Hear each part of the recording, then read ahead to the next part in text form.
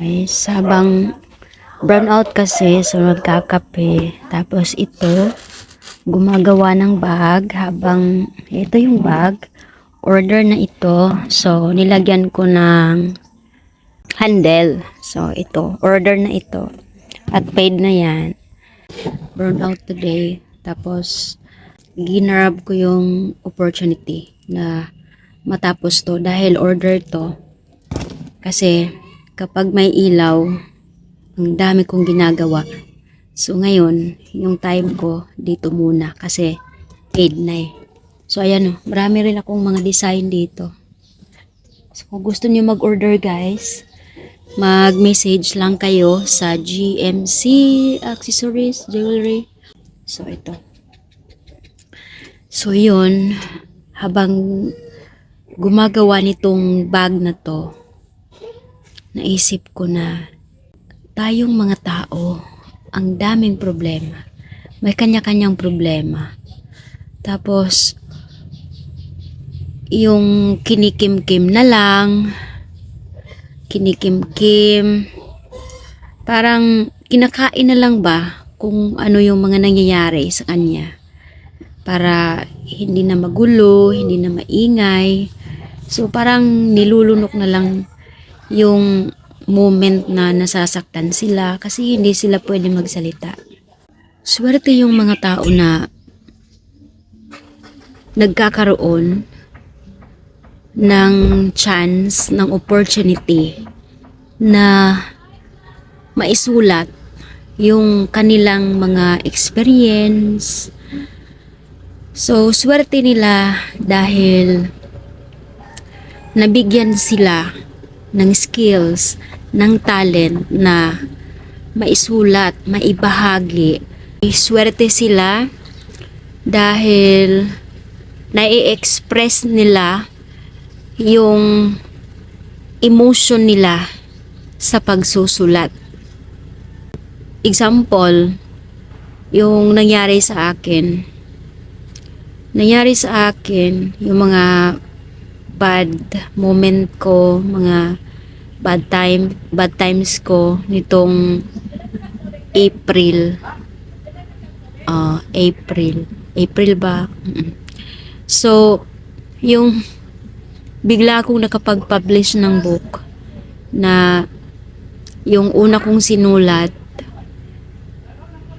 it's for December. Pero ang nangyari, dahil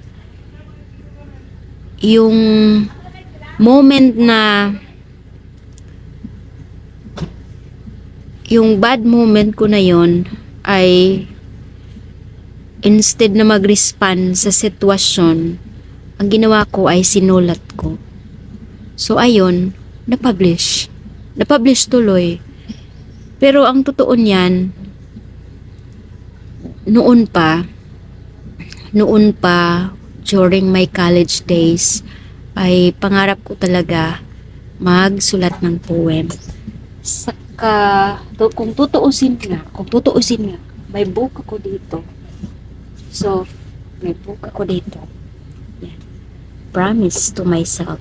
So, first time ko bumili ng book, ito talaga yung napili ko. Kasi ang hilig ko magbasa ng mga poem. So dati mahilig talaga ako magbasa, newspaper. Nung nasa bundok pa kami, newspaper ang binabasa ko. So nung nagtagal na, nasa college na ako, nag-graduate. Tapos yun, nahiligan ko na magbasa ng poem. Tapos yung first book na na-purchase ko, poem talaga. So ayun, sabi ko, balang araw, makakasulat din ako ng poem. So ayun, siguro nung mga time na yun, hindi ko magawa dahil hindi sapat yung experience ko.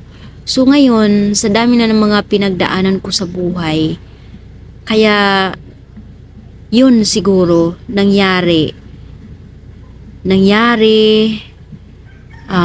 natupad dahil sa dami na ng pinagdadaanan ko. Lahat ng yun ay na-express ko doon sa book na to. Nasaan na ba tayo? So, ito, na-express ko dito sa book na to. Lahat ng mga pinagdadaanan ko sa buhay.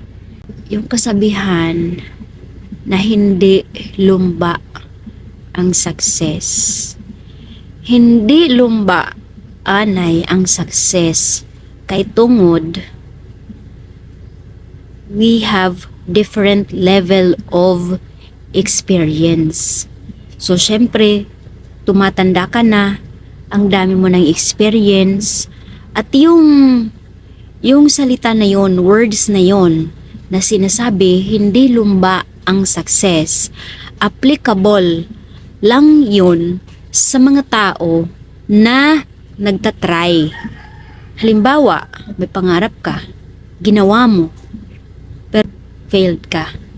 Pero it doesn't mean na pag failed ka na doon, ay failure ka na. Ang ibig lang sabihin nun ay pinapatatag lang yung foundation mo.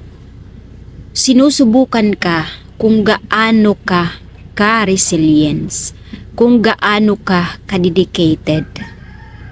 So, kung hindi mo pa nakuha yung gusto mo, kahit ginawa mo na lahat, pinapatatag ka lang. Hindi mo alam na yung mga part na yon, yung mga sitwasyon na yon, ay paghahanda mo para sa the big one. So, yung the big one, ayun yung time na makukuha mo na yung achievement mo.